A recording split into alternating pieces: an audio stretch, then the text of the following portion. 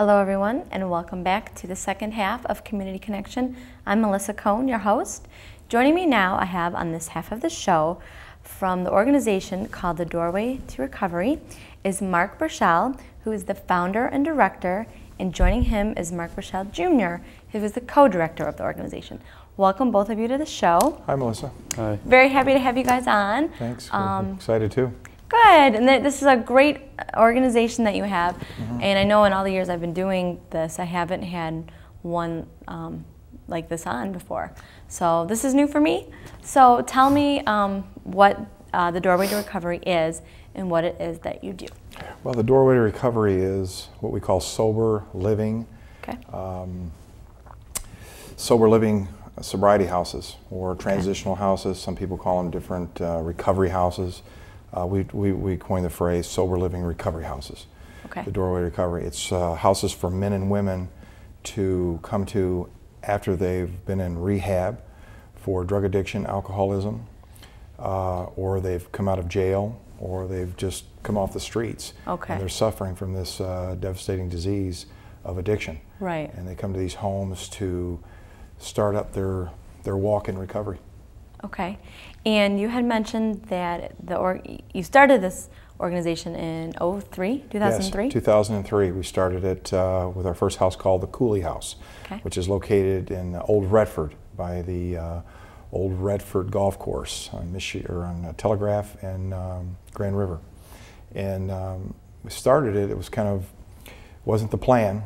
I was introduced to a chiropractor, Chuck Whalen Chiropractic, in Redford, that said he had a home and he wanted it to be used to help some homeless or maybe some people that are less fortunate. Okay. And I didn't think that was a good idea at the time, but God had other plans. Okay. And so far, so good. You have 10? Yes, now we have 10 homes. We've Okay. evolved since then. We have 7 homes for women, or 7 homes for men, and 3 homes for women. And they're located in the Wayne area. They're Wayne County? Westland, Livonia, Okay. Dearborn Heights, Detroit, Redford. And now how many men and women are living in each of the houses? Usually 5. The bigger homes, we have one in Plymouth that has 11. Okay. So they vary. Usually 2 to a room, and they're 3, 4-bedroom homes. Okay. In really nice residential areas. And so they're fairly large houses? Very large, big kitchens, 2 to a room, 2 twin beds to a room. Okay. They have TV, cable, internet, phones, just like the rest of us do, except it's a little bit more structured. Right. And you said that there is a house manager. Manager there that lives all the time. He's in recovery himself, or she. Okay. And they've elevated to staff because of the way they've shown their recovery walk, meaning they've set examples, they do their meetings, and they've shown just good leadership. So we promote them to staff. Okay. So Mark, I know you've said that you've been doing this now working with your dad for about a year. Yes. How is that going? It's going great. Real great. How did you get involved and why now? What was your motive there? To help him out mainly. I mainly do the dues and the fees, the random drug testing. Okay. And I just oversee the houses and make sure everything's running smoothly and work with the men on an everyday basis. Okay. So you get to know everyone. Everyone knows you both probably pretty well? Mark is going to school for criminal justice. Okay. So this is kind of it kind of ties in a little bit? Ties in, yes. His experience with him. He works well with the people. Oh, that's great. Okay. And I know that you also promote this organization through radio? Yes, I have a radio show. Okay. WDTK, 1400 AM, Sundays from 4 to 5.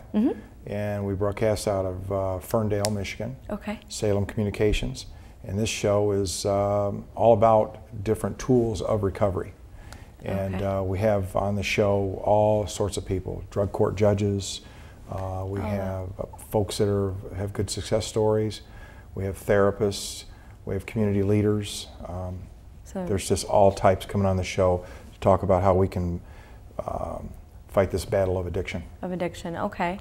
Now going back to the men and women who have this addiction and how are they placed into one of the homes?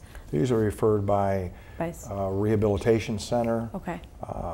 Such as St. Mary's, in Livonia. We have Hagera Incorporated, which is Oakdale. There's several of them. Brighton Hospital. Okay. A lot of them we're on. Kind of happy to say we're at the top of the list for referrals because of our structure being the way it is, and the social workers, case workers, parole officers, probation officers, drug court judges, they all send them sometime or another, refer them to Doorway to Recovery, and then we take it from there. And they're funded through private pay, family. Some get grants. So there's all sorts of ways for them to come in and be fun. And we also take people that aren't funded. We'll work with them. Yes, we'll work with people that don't have any money, don't have any food, don't have any clothing. We get all these donations from the community and from different banks, food banks, clothing banks. The community at large accepts us real well, and we kind of blend in. There's no neon light that says Recovery House is here. We just blend in. Oh, good. And I know that you have mentioned that you're looking at some more homes. Yes, we're looking at going out. We're going to go to the Oakland County area.